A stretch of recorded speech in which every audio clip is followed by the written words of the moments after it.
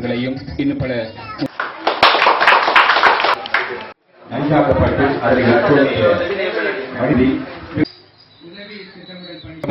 மங்கள விளக்கேற்றல் நிகழ்வு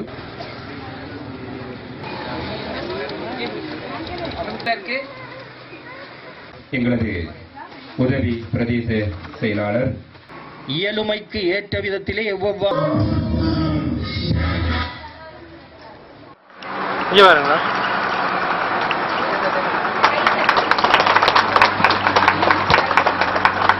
பசலை விற்பனை நிலையமானது தேசிய ஒருமைப்பாட்டு மற்றும் நல்லிணக்க அமைச்சின் தேசிய ஒருமைப்பாட்டு நல்லிணக்க வாரத்தை சிறப்பிக்கும் முகமாகவும்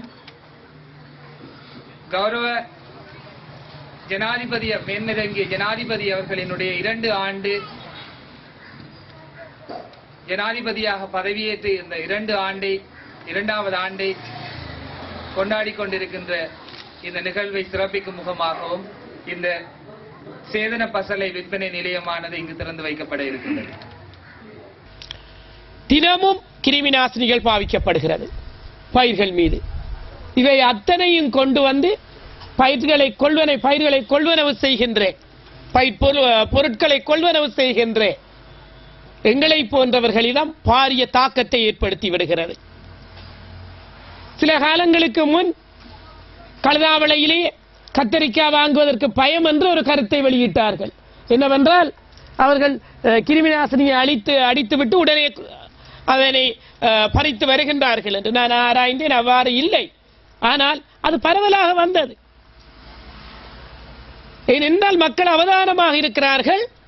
கிருமி நாசினி பாவித்தாலும் கூடிய பாவனை நடைபெற்றாலும் தங்களுக்கு பாதிப்பு இருக்கின்று. ஆனால் வாழ்க்கையிலே அதை கடைபிடிக்க தவறுகின்றார்கள்.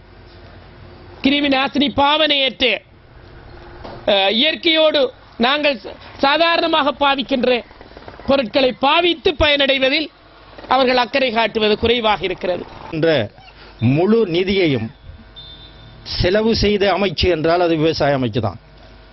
நாங்கள் முழுவதையும் செலவு செய்திருக்கிறோம் என்று சொன்னால் போடப்பட்டிருக்கின்ற அனைத்து திட்டங்களையும் நாங்கள் செயற்படுத்தி இருக்கின்றோம். இந்த வகையிலே எங்களுடைய பிரதிப்பணிப்பாளர் அவர்கள் இங்கு குறிப்பிட்டார்கள். இந்த ஒவ்வொரு பிரதேசத்திலும் எத்தனை துண்டங்களை நாங்கள் இயற்கை பசலையை பாவித்து செயற்படுத்துவதற்காக நாங்கள் செய்து கொண்டிருக்கிறோம் என்று. எங்களுடைய விவசாய போதனாசிரியர்கள் எல்லாம் இந்த விடயங்களிலே கூடுதலான அக்கறை எடுக்கிறார்கள். இதனை மக்களுடைய கண்முன்னே காட்டுவதற்காக நாங்கள் ஒவ்வொரு ஆண்டும் விவசாய கண்காட்சியை நடத்துகின்றோம்.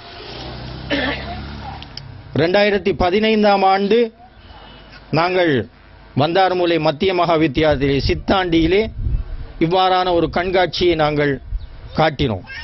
இந்த கண்காட்சியிலே 10,000க்கு மேற்பட்ட மக்கள் வந்து அதனை பார்வையிட்டார்கள்.